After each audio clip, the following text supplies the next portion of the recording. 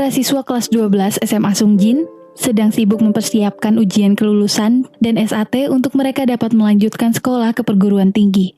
Tak terkecuali untuk kelas 12-2. Beberapa siswa benar-benar serius belajar, mempersiapkan ujiannya, dan ada juga siswa lain masih bermain-main seperti remaja nakal pada umumnya.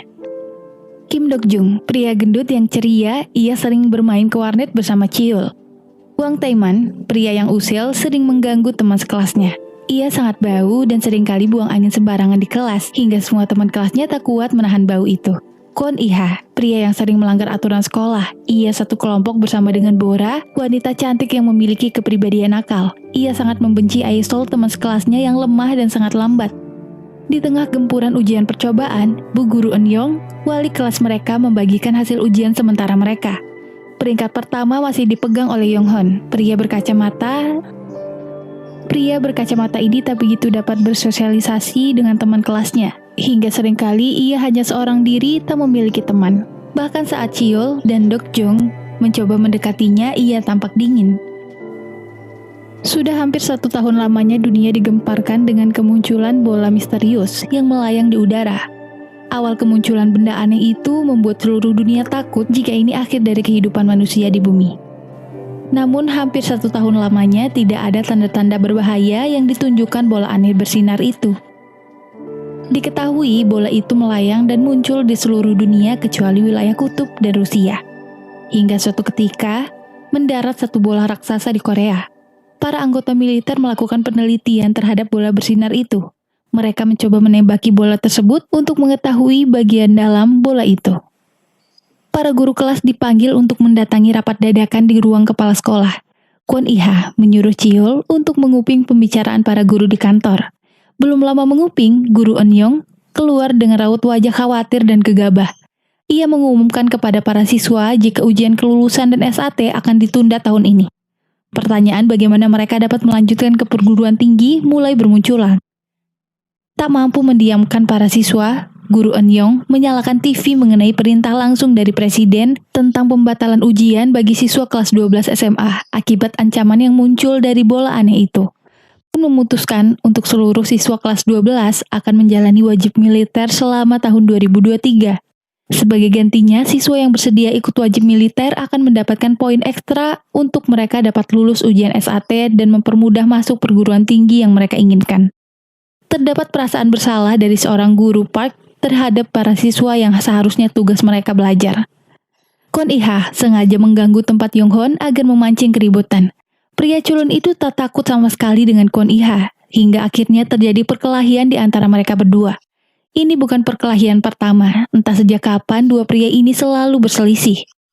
Keributan itu pun berhenti dengan kedatangan para anggota militer yang mulai tiba di sekolah. Semua siswa terkejut dan tak menyangka jika operasi militer akan berjalan secepat ini di hari yang sama. Para siswa mulai memberikan surat pernyataan kepada orang tuanya untuk menandatangani persetujuan operasi militer tersebut.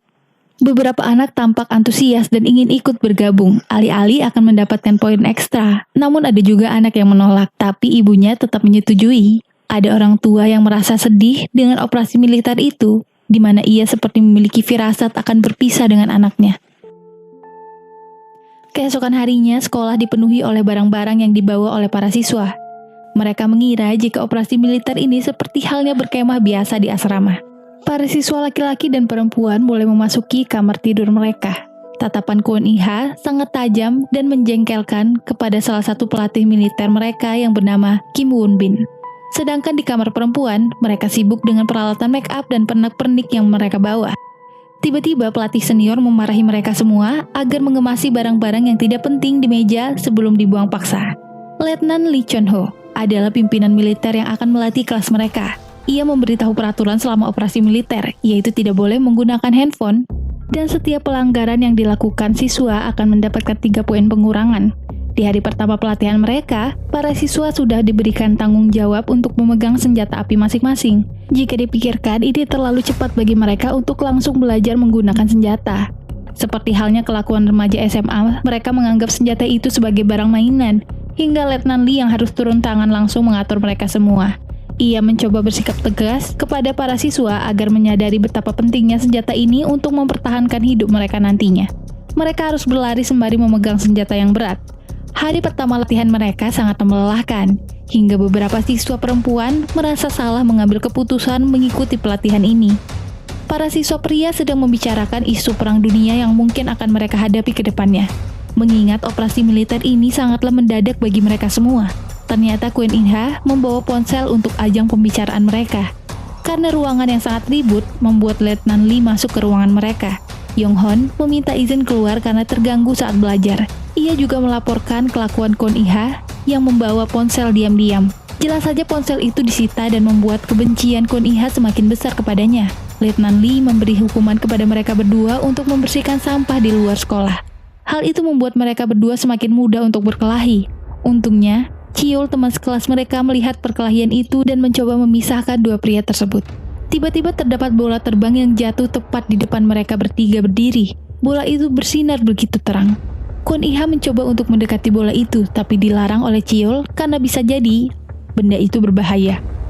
Namun Yonghon tetap memancing keributan dengan perkataan yang dikeluarkannya.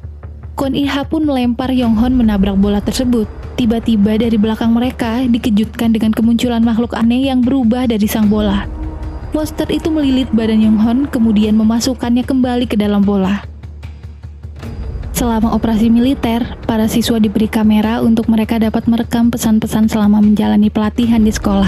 Karena yang bertugas mengambil video adalah Chiol, saat mengambil video Yonghon, ia berpesan kepada Chiol jika operasi militer ini berakhir, mereka dapat bermain game kembali seperti dulu. Chiol dan Yonghon telah berteman sejak kecil di desa yang sama. Itulah pesan terakhir yang disampaikan Yonghon sehingga membuat Chiol cukup terkejut dan sedih melihat kematian temannya itu. Letnan Lee datang untuk menyelamatkan Chiol yang hampir saja menjadi korban berikutnya. Ibu guru Park tak tahu harus bertindak bagaimana setelah salah satu siswanya meninggal. Ia bersikeras untuk memulangkan para siswa jika ternyata bola itu berbahaya. Tapi Letnan Lee menegaskan jika sekolah adalah tempat teraman karena mereka berada di pengawasan para militer. Sama seperti Chiol dan Kwon Iha, guru Park juga mengalami trauma yang sama. Namun ia mencoba menjelaskan apa yang terjadi secara perlahan dan meminta agar mereka berdua merahasiakan kejadian ini, termasuk kematian teman mereka Yonghon. Kwon Inha terus menyudutkan Chiol agar tidak memberitahu teman-temannya. Terlihat dari raut wajah Kwon Inha jika ia sangat ketakutan dan ia menyadari penuh jika kematian Yonghon karena dirinya mendorong pria itu. Latihan operasi militer para siswa dipercepat. Bagaimanapun tidak ada yang bisa memprediksi kapan mereka akan berada di medan perang. Oleh karena itu, para siswa harus dapat menggunakan senampan secepatnya. Setiap hari mereka terus berlatih layaknya sebagai tentara, merakit senampan, bahkan belajar keseimbangan menembak. Para siswi perempuan mulai mengeluh dengan lelahnya pelatihan mereka, seperti halnya Cha Soyeon yang mulai protes karena bau badan yang sering terjadi akhir-akhir ini. Namun karena rasa sukanya kepada sang letnan membuatnya terus belajar menembak. Malam itu saat semua siswa sedang tertidur, tiba-tiba Kwon Iha berada di depan Chiol. Ia merasa terancam dengan keberadaan pria itu karena takut jika rahasia kematian Yonghon tersebar luas dan teman-teman kelasnya akan menyalahkannya. Chiol terus bersembunyi dari kejaran Kwon Inha, hingga akhirnya ia berhasil melarikan diri. Namun saat berada di suatu lorong, monster bola besar itu menghadangnya sama persis seperti saat Yonghon akan ditikam. Tapi ternyata itu semua hanyalah mimpi buruk Chiol.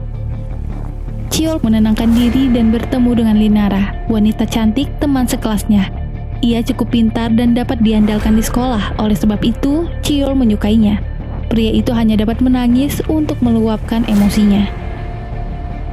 Siang itu, para siswa dibagi menjadi beberapa grup untuk menguji kemampuan merakit senjata mereka dalam waktu 1 menit. Linara menjadi orang pertama yang selesai di bawah waktu 30 detik. Namun tidak dengan Aisol. Dia melewati waktu lebih dari 1 menit. Letnan Lee mengulang waktu dan memulai awal rakitannya sampai ia dapat merakit senjata dalam waktu kurang dari 1 menit. Hingga menjelang sore, ia tak juga dapat selesai merakit.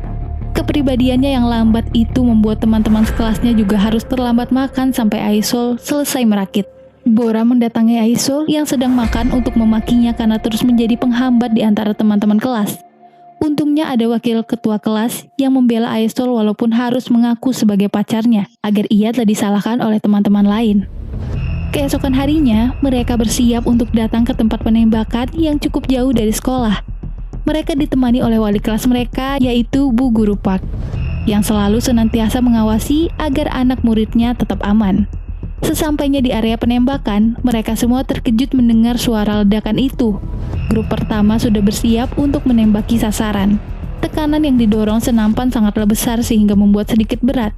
Saat pengumuman hasil tembakan, Linara menjadi salah satu siswa dengan penembak terbaik. Pelurunya tepat sasaran. Selesai latihan menembak, mereka pun pulang kembali ke sekolah. Selama perjalanan, kondisi kota sangatlah sepi seperti kota mati yang tak berpenghuni. Para tentara mulai curiga dengan banyaknya bekas tembakan di sepanjang jalan. Mereka pun mengistirahatkan para murid selagi Letnan Lee dan Sersan Kim Won Bin memeriksa kondisi sekitar. Saat beristirahat, Wang Taeman mengajak Herak untuk pergi ke Toserba sebentar untuk membeli minuman segar. Sedangkan Letnan Lee dan kawan-kawannya bersiap mengisi senjata dengan peluru asli, lalu mereka menemukan lubang besar di mana terdapat bola besar di dalamnya. Wang Taeman dan Hirak tiba di dalam Toserba yang tak berpenghuni. Kondisi barang-barang di sana berantakan, namun tak ada kecurigaan sedikit pun. Mereka malah bebas memilih makanan yang diinginkan. Bu Guru Park menyadari atas kehilangannya Wang Taeman dan Hirak. Ia pun melaporkan kepada tentara wanita dan meminta bantuan Kim Yoo-jung selagi ketua kelas untuk mencari temannya itu. Di saat pencarian, Yoo-jung melihat senjata tergeletak, tapi ternyata terdapat potongan tangan yang menyangkut di senapan itu, membuatnya berteriak dan mengundang para siswa lain untuk mendekat hingga mereka semua terkejut. Guru Park mulai curiga, ia pun memberanikan diri untuk memeriksa sekitar, walaupun Chiul mencoba menghentikannya karena takut kejadian yang sama dengan Yonghon. Tapi Guru Park tetap memberanikan diri dan benar saja, terdapat banyak sekali potongan tubuh yang tergeletak. Itu semua disebabkan oleh monster bola. Mendengar suara itu, monster bola mendekat menuju Guru Park. Walaupun ia memegang senjata tapi tak bisa membunuh semua monster hingga akhirnya di depan mata semua murid-muridnya, Guru Park meninggal dibunuh monster bola tersebut. Seorang tentara yang membantu mengamankan para siswa malah menjadi korban selanjutnya. Melihat itu semua, siswa berlari ketakutan tapi tidak dengan Aesol yang malah berdiam diri di tempat tak bisa bergerak. Mayat ada di mana-mana. Kadangkala mereka berlari terinjak-injak tubuh korban. Saat Kwon Iha mencoba menolong salah satu korban, ternyata di balik tubuh itu terdapat monster bola. Untungnya ada Letnan Lee yang berhasil menembaki monster tersebut. Yang tersisa di situ hanya Yoo-jung, Kwon Iha, dan Cheol. Semua siswa berpencar untuk menyelamatkan diri seperti halnya Bora, Lee Soinyi yang berusaha menyelamatkan kaki Yohana yang terjerat oleh tentakel. Tapi untungnya tentara wanita itu menyelamatkannya. Tapi terdapat monster bola lain yang memisahkan tangannya dan membunuh tentara tersebut. Yohana masuk ke dalam mobil, tapi ia tak mau membukakan pintu untuk teman-teman karena terlalu panik. Akhirnya Bora dan Lee Soinyi mencari tempat perlindungan lain hingga mereka masuk ke dalam kotak darurat yang mengunci sendiri. Tapi karena tempat itu terus mengeluarkan bunyi sirine, sehingga mengundang para monster bola lainnya menggerubungi mereka. Kaca itu mulai pecah karena banyaknya makhluk bola, tapi untungnya Letnan Lee datang untuk menembaki semua monster itu, dan akhirnya mereka berdua pun selamat. Linara juga menyelamatkan nyawa Letnan Lee dengan tembakan jitunya. Wang Taeman dan Hirak masih asik menyantap makanan di Toserba hingga terdengar suara tembakan yang membuat mereka penasaran. Terdapat satu monster bola yang masuk mendekati mereka. Tapi anehnya ia tak langsung menyerang karena sepertinya monster itu takut dengan senjata yang dipegang oleh Hirak. Mereka berdua masih menganggap makhluk itu lucu dan malah bermain dengan mereka. Hingga akhirnya makhluk itu menempel di senjata Hirak dan menyingkirkan senjata itu. Mereka pun akhirnya ketakutan dan menyelamatkan diri dari kejaran bola. Pintarnya Hirak, ia membuka pintu kulkas dan memasukkan makhluk itu di dalamnya hingga ia membeku, lemah di suhu dingin. Sedangkan Soyun mencoba menyelamatkan leher Im Wotak yang terjerat tentakel monster dengan menutup pintu mobil. Sang kutu buku dan Cho Jang-so berhasil memasukkan makhluk itu ke dalam ember. Saat mereka ingin beranjak, Cho Jang-so terjerat tentakel monster dan mencoba menahan serangannya. Tak ada yang bisa menggunakan senampan hingga Soyun memberanikan diri menembak untuk menyelamatkan Cho Jang-so. Untungnya para siswa masih dapat diselamatkan, tapi mereka kehilangan 2 tentara dan guru kesayangan mereka. Mereka pun kembali ke sekolah dengan keadaan lusuh penuh luka. Siswa lain bertanya-tanya melihat kondisi mereka saat itu. Di kelas, para siswa terdiam dan menangis mencoba untuk mencerna semua yang terjadi, berharap ini hanyalah mimpi. Rasa takut yang terus membara membuat mereka ingin pulang ke rumah bersama keluarga. Tapi Letnan Lee melarang keinginan mereka karena sejauh ini sekolahlah tempat paling aman. Tapi bagaimana mereka percaya jika sekolah aman di saat guru mereka sendiri mati di depan mata? Para siswa sepakat untuk polling apakah mereka semua tetap melanjutkan operasi militer atau pulang ke rumah mereka. Yujung bersama wakil ketua kelasnya menyerahkan keputusan kelas untuk mereka dapat dipulangkan ke rumah. Tapi sudah jelas Letnan Lee menolak itu semua dan memaksa mereka tetap di sini untuk melakukan latihan seperti biasa. Para siswa mulai sadar seperti diperalat oleh orang dewasa dengan iming-iming poin ujian. Di kondisi yang sangat menyakitkan itu, mereka harus tetap berlatih dan kuat, walaupun belum bisa menerima kenyataan yang ada. Siswa sangat membenci para tentara karena melarang mereka untuk pulang. Malam itu mereka semua menyusun rencana untuk melihat apakah benar keluarga mereka di rumah sudah diamankan di penampungan. Untuk memeriksa itu, beberapa siswa yang rumahnya dekat dari sekolah akan mengendap-endap keluar. Dok Jong, Cheol, Cho Jang-so, dan wakil ketua kelas mencoba kabur melalui ventilasi kamar mandi. Mereka mencoba mengendap agar tak ketahuan oleh para tentara. Tapi Dok Jong tak sengaja menjatuhkan barang dan menyerahkan diri agar 3 teman lainnya tak ketahuan. Namun akhirnya mereka semua ketahuan juga dan mencoba kabur dari kejaran tentara. Sebagai hukuman, teman-teman kelasnya harus menjalani hukuman yang sama pula. Rencana mereka gagal untuk dapat pergi dari sekolah. Akhirnya mereka pun menggunakan cara terakhir untuk memprovokasi siswa lain agar melakukan pemberontakan supaya mereka dapat pulang. Di hari itu, mereka bersama-sama keluar dengan memaksa pintu batas yang dibuat oleh para tentara. Mereka memaksa untuk pulang ke rumah dan tidak mau dipaksa operasi militer seperti ini. Letnan Lee tetap menyeret paksa semua siswa agar kembali masuk asrama. Tiba-tiba, keributan itu diheningkan dengan jatuhnya satu bola besar tepat di depan mereka semua. Orang-orang di sana terkejut saat menyadari bola besar itu adalah kumpulan dari makhluk kecil mengerikan. Mereka semua lari menyelamatkan diri. Makhluk mengerikan sebanyak itu tak bisa ditangani begitu saja oleh para tentara walaupun mereka memiliki senjata api. Para siswa kelas 12-2 mencoba melarikan diri dan membantu jika memiliki kesempatan. Pemimpin militer mereka malah pergi seorang diri menggunakan mobil tanpa membantu angkatan lainnya. Tapi mobil itu akhirnya terguling. Yujong mencoba menyadarkan teman-temannya untuk terus berlari menyelamatkan diri. Di dalam tenda kekacauan tak kalah hebatnya. Tentara Kim Woo-bin akhirnya datang untuk menyelamatkan salah satu anak didiknya Wotak, tapi ia ditarik lebih dulu oleh monster bola dan menjadi santapan bola lainnya. Tentara Kim Woo-bin dengan berat hati menembaki para makhluk yang menempel di tubuh siswa didikannya itu. Wakil ketua kelas mencoba menyelamatkan Aesol yang terus berdiam diri, tapi ialah yang dijerat oleh makhluk itu. Karena emosi, Aesol berhasil memukul bola itu dengan beton. Linara mengambil senampan yang begitu banyak tergeletak. Kemampuan menembaknya itu tidaklah diragukan padahal ia adalah seorang pemula. Beberapa siswa akhirnya dapat masuk lagi ke dalam sekolah sebelum jatuhnya bola besar dari langit untuk kesekian kalinya. Dengan cepat mereka menutup pintu sekolah itu dengan berbagai macam penghalang pintu agar para monster bola tak masuk. Mereka berkumpul di dalam kelas. Tak lama kemudian, Letnan Lee dan Kim Woo-bin bersama teman lainnya datang ke kelas yang sama. Mereka pun bergegas untuk ke asrama, mengambil senampan mereka masing-masing dan diisi peluru sungguhan. Hanya kelas mereka lagi yang masih hidup. Letnan Lee berencana membawa mereka menggunakan 2 mobil pengangkut. Beberapa siswa yang mahir menembak membantu para tentara untuk meminimalisir makhluk bola. Di saat beberapa siswa sudah masuk ke dalam mobil, Lee Son-yi malah terpaku dan menangis karena teringat nasib ibunya. Para teman-teman terus meneriaki Son-yi agar sadar dan dipaksa masuk ke dalam mobil. Bola besar terus jatuh berdatangan.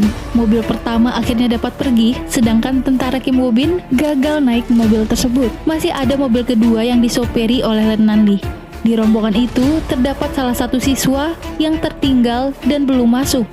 Tapi sayangnya, monster bola telah lebih dahulu memakannya. Letnan Lee merasa bersalah, tapi tentara Kim Woo-bin mencoba menguatkannya agar terus menjalankan mobil tanpa berhenti, agar paling tidak anak-anak lainnya dapat diselamatkan. 2 mobil akhirnya dapat pergi juga meninggalkan kota Seoul dan sekolah Sungjin. Bagaimana kelanjutan kisah para siswa ini? Apakah mereka berhasil selamat? Tunggu kelanjutan kisahnya di part 2.